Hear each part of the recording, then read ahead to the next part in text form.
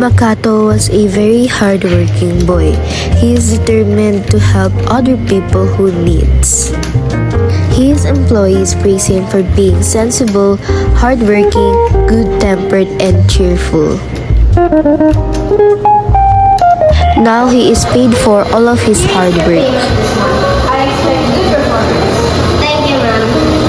Makato decided that he want to buy a piece of bread. Can I buy a piece of bread? Thank you. Mamon, please.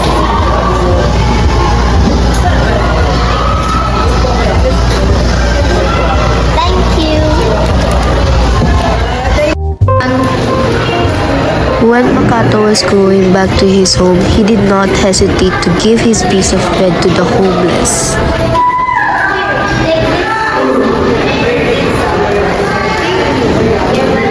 Have a nice day.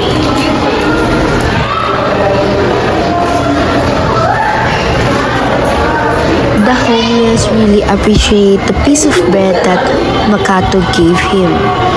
Later that day, Makato was really feeling sad because he doesn't have any more money left.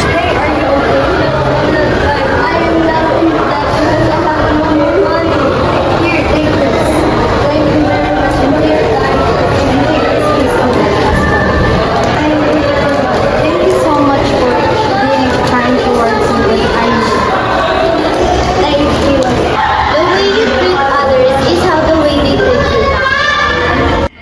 Being determined in life is highly important if you really want to achieve something.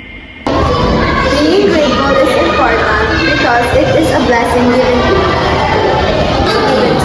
If you want something